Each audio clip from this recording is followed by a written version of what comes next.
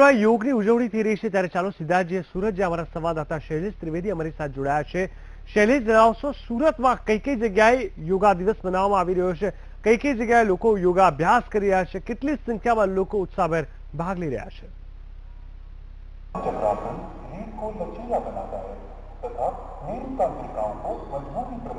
સુરતમાં 2800 થી વધુ સ્થળોએ યોગાનું આયોજન કરવામાં આવ્યું છે। 12 લાખથી વધુ લોકો આજના યોગ દિવસે એક સાથે સામૂહિક યોગ કરશે। સૌથી મોટો અને મહત્વનો મુખ્ય કાર્યક્રમ સરસાણા કન્વેન્શન સેન્ટરમાં થઈ રહ્યો છે, ત્યારે આપણે ઊભા છીએ। અહીંયા લગભગ 3000 થી વધુ લોકો એક સાથે યોગા કરી રહ્યા છે। સુરત શહેરના ઉપરાંત મ્યુનિસિપલ કમિશનર, કેન્દ્રીય મંત્રી મનસુખભાઈ માંડવિયા, રાજ્યના મંત્રી નાનુભાઈ વાનાણી, સાંસદ CR પાટીલ સહિતના મહાનુભાવો અત્યારે યોગમાં જોડાયા છે। આ ઉપરાંત સૌથી મહત્વની બાબત એ છે કે ખૂબ મોટી સંખ્યામાં વિદ્યાર્થીઓ અને શહેરીજનો યોગમાં જોડાયા છે। જુદા જુદા વિસ્તારમાં આવેલી અગ્રણી સ્કૂલોના વિદ્યાર્થીઓ અહીંયા યોગમાં જોડાયા છે અને આજે સવારથી જ અહીંયા યોગનું જે યોગ શિબિર જે કહી શકાય તેવું આયોજન થયું છે, તેમાં સૌથી વધારે વિદ્યાર્થીઓ જોડાયા છે અને ખાસ કરીને જે વિદ્યાર્થીઓ છે તેઓ પોતાના સ્કૂલ ડ્રેસમાં અહીંયા આવ્યા છે અને જે રીતે ખૂબ સુંદર કહી શકાય તેવું આયોજન સાથે અહીંયા યોગ અત્યારે ચાલી રહ્યા છે। વિદ્યાર્થીઓ, તે પૈકી કેટલાક વિદ્યાર્થી સાથે આપણે વાત કરવાની કોશિશ કરીએ કે તેઓ શું કહે છે। જી, શું કહેશો આજના યોગ દિવસ બાબતે? શાના માટે આવ્યા છો, કઈ રીતે અહીંયા આવ્યા છો અને શું કહેશો યોગ માટે?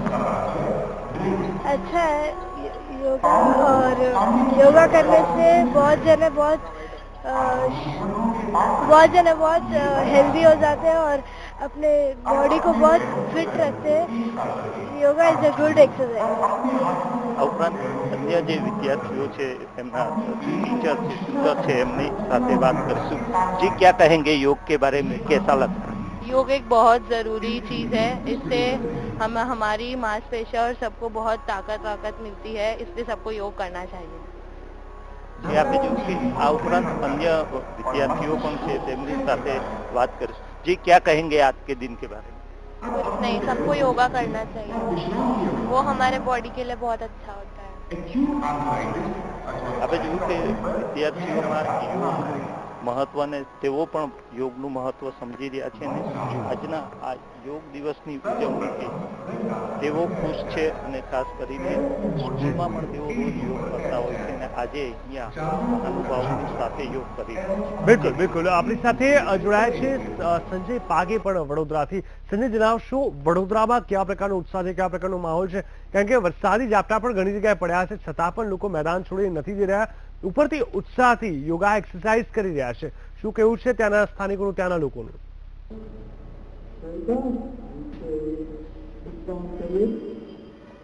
जी, बात करिए तो वडोदराમાં વિશ્વ યોગ દિવસની ઉજવણી શરૂ છે।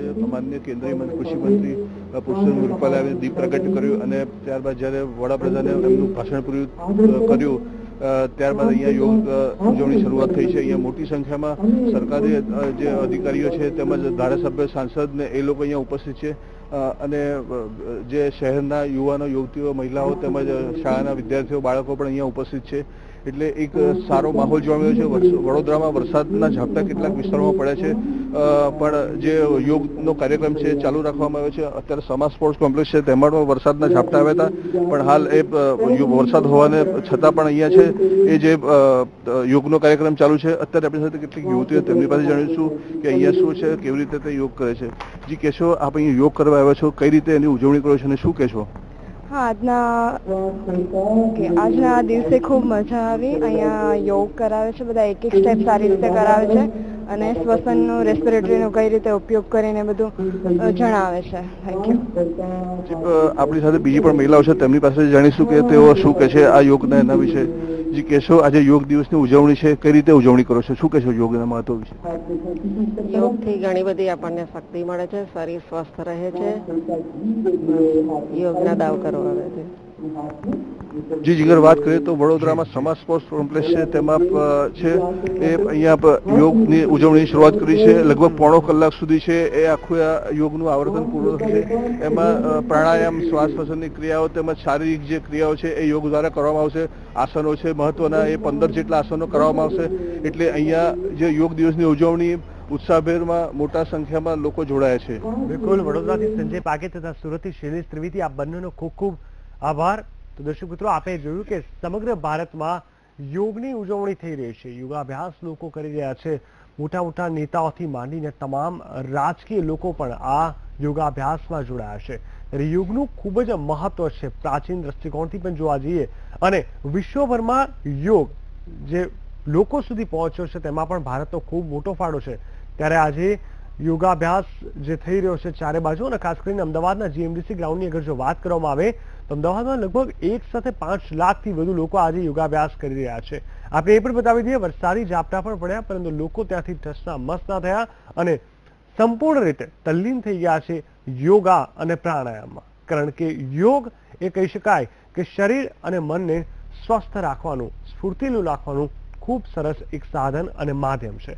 ત્યારે લોકો પણ ઉત્સાહભેર આ યોગાભ્યાસ, યોગા દિવસને વધાવી રહ્યા છે અને યોગ થકી પોતાના જીવનને એક નવો જ રસ્તો, નવો જ માર્ગ, એક નવું જ જ્ઞાન આપવાની કોશિશમાં લાગ્યા છે.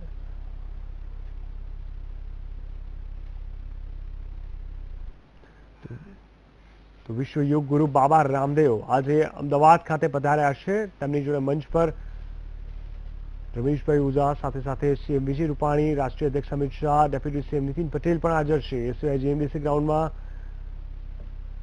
અનેક મોટા નેતાઓ તથા પૂર્વ સીએમ આનંદીબેન પટેલ પણ અહીંયા હાજર છે અને તમામે તમામ લોકો યોગાભ્યાસ કરી રહ્યા છે, પ્રાણાયામ કરી રહ્યા છે અને યોગ થકી લોકોને પણ એક સારો સ્ફૂર્તિલો એક મેસેજ આપી રહ્યા છે કે યોગને એક જીવનનો ભાગ બનાવવો ખૂબ જ જરૂરી છે.